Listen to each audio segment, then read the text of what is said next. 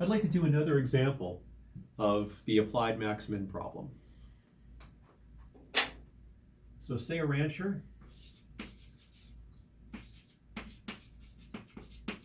wishes to enclose a rectangular pasture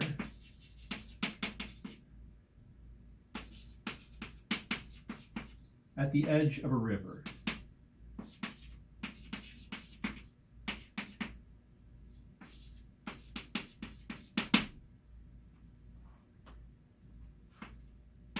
She has 1,000 meters of fence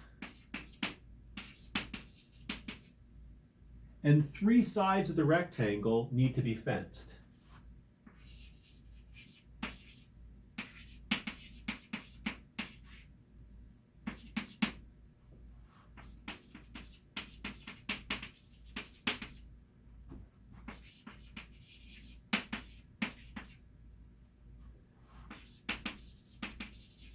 The fourth side is the river.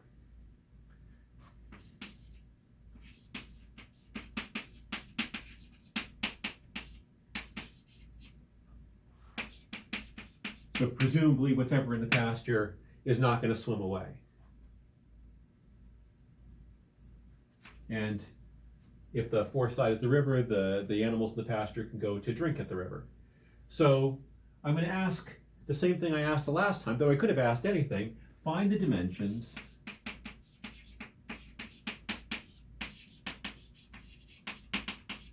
of the pasture with the largest area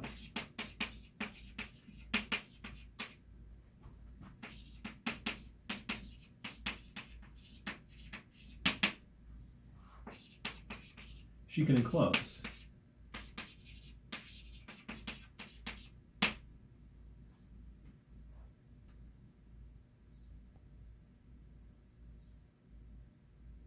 So find the dimensions of the pasture with the largest area she can enclose. So step 1, draw a picture. When you're doing your solutions, you don't have to write step 1, step 2, step 3, step 4, but it's a convenient way for me to organize things and help along here. But make sure you do all the steps. Step 1, draw a picture. I suppose there's a step that even comes before that where you try to get the picture in your head. So if we're looking down from the sky, we see this river over here. So here's the river. And we want to fence in a pasture at the edge of the river. So here's the river. This is all full of water. That's supposed to be water. And again, we're looking down from the sky, and this is supposed to be nice and rectangular. Don't let my bad drawing deter you. And we have 1,000 meters of fence to make these 3 sides of the rectangle. Now we could make, a long skinny pasture using most of our fencing for this side that's parallel to the riverbank. We could have a short pasture like this, where we use most of our fencing to go away from the river and then back again, and just very little fencing to go parallel to the riverbank. But I think you can see that those would both be pastures that had a relatively small area. Somewhere in between is this magic shape, which is going to have the largest possible area that you could possibly have. So step 2, let's define some variables. So let me call this x, and this x, and this y. That's x and that's x because they're the same length, because this is a rectangle and this is y, and of course that's y. So I've defined x and y, and I'm going to define A equals area. Don't expect, because you used A, that I'm going to know it's going to mean area. When you're working on problems, and this is the sort of thing which is done all the time in a variety of different jobs, where you're trying to make something as big as possible or as small as possible. You're trying to maximize your profit, minimize your costs, minimize the environmental impact, maximize the effectiveness of this drug. This is the kind of problem, this is the kind of application of calculus, which happens all the time. But often you will have many, many variables floating around, and it'll be vital to make clear what the variables are. It doesn't have to be a complicated process. A equals area. Do it on a picture. However you want to do it, make it clear to your reader what your variables mean. So that was step 2.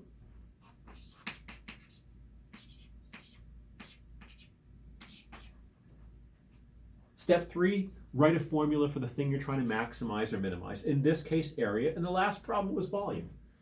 So A equals the length times the width times the length, if you like. A equals x times y. Now, that's step 3. If you look at this, you might see a problem with that. There are too many variables on the right-hand side. We have an x and a y there, and we don't know what to do with 2 variables. For those of you that are going to stay through Calculus 2 and Calculus 3, you will get to the point where you can handle more than one independent variable. But we don't know what to do with that yet. So we're going to have to get rid of x or y. So this problem has a step that the previous problem didn't. So I'll call it step 3b. And it doesn't always happen. It didn't happen in the last problem.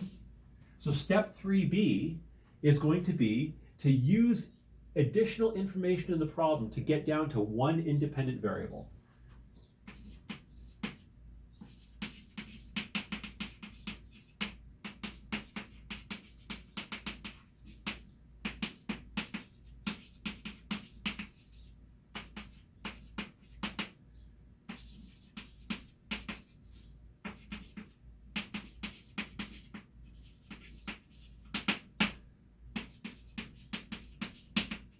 We didn't have to do that in the problem with the box. It was just x on the right-hand side. But this time we have an x and a y, and we got to get rid of one of them. So let's look through the problem and look for a piece of information that we haven't yet used. Well, I see the 1,000 meters of fence.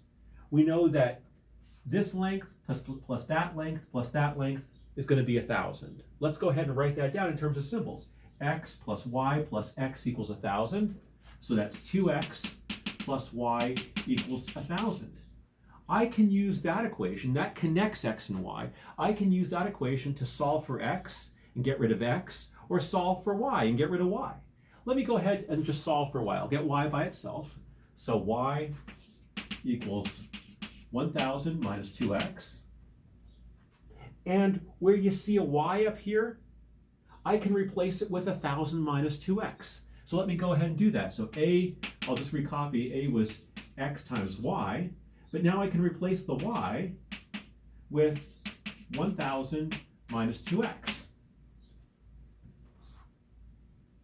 Just from what I had here, I solved for y, and then I can use that to replace the y with just x. And if I multiply out the right-hand side, this is just 1,000x minus 2x squared. And now A is just a function of x. So we have our expression now as just a function of x. Step 4 was go ahead and find an interval. So what's the biggest and the smallest x can be? Well, the smallest x can be, I can make x, 100 feet or 50 feet or 25 feet or even 1 foot. I could even make it 0. If x is 0, I just run 1,000 feet of fence right along the water's edge, and those poor cows are sort of lined up right at the, between the fence and the water, and they're desperately trying not to topple over into the river. So the smallest x that makes any kind of sense is going to be 0. Certainly x can't be -1 because it's a length. Now let's ask ourselves, what's the biggest x can be? Well, I could go, say, 100 meters over, and 100 feet down, 100 feet down. I said meters. My mistake. We were doing meters now. So I could go 100 meters down, 100 meters down. That would leave me with 800 meters for this side. I could go 200 meters down and 200 meters down away from the river bank. And that would leave me, if I use 200 here, 200 here, I've used up 400 for these two sides. That would leave me with 600 there. The bigger x gets, the smaller y gets. The smallest y could be a 0. if this side is length 0, I just run 500 meters of fence away and 500 meters back. Those had better be pretty skinny cows to fit between those two fences because they're right on top of each other. And so the biggest X could possibly be is 500 meters away and 500 meters back, and I didn't save any to use for this side of the fence that runs parallel to the riverbank. So the biggest X could be is 500. You could see that over here too. As I said, the bigger X gets, the smaller Y gets. If Y is equal to 0, then 1000 minus 2X equals 0. In which case X is going to be equal to 500 because 2X is going to be 1000, X will be 500. So hopefully that was clear. I find over the experience of my life, that's probably the part of the question which causes people the most anxiety. But you have the benefit of being able to pause me now and back me up, and so I can repeat that really as many times as you want. Okay, so we have our function that we're trying to maximize. We have our interval. Step 5, let's do the applied max spin problem. This is going to be a lot easier because this formula is a lot easier than the one in the previous example, even though we had this extra step. So let's go ahead and take the derivative, a prime of x. So we'll take the derivative of the right-hand side, which is 1000 minus derivative of 2x squared is going to be 4x, so minus 4x. We'll set a prime of x equals 0. 1000 minus 4x equals 0. How easy is that going to be to solve? So 4x equals 1000, x equals 250. I think I did that right, even though usually when I say this is going to be easy, that's when I make a mistake. So hopefully I didn't bring the kiss of death. So let's go ahead. That's certainly in the interval 0 to 500. That's right in the middle, so we don't have to worry about it. We don't have to get rid of it. So x and a, we're going to plug 250 in, and we're going to plug our two endpoints in. If you plug 0 in to the original expression, you get 0. And if you plug 500 in, you also get 0. If you plug 250 in, let's see, you get 250,000 minus 125,000, so you get 125,000. We look at those three numbers and look for the biggest. Well, let's see, 0, 0, 125,000. I'm guessing this is the biggest. And so x is going to be 250. That's step 5. Step 6, make sure we answer the problem. We want the dimensions of this pasture. We just worked out that x was 250 and y is 1000 minus 2x, so 1000 minus 2 times 250. 1000 minus 500 is 500. So this pasture is going to be 500 meters sort of long by 250 meters wide. And this is the answer to the problem.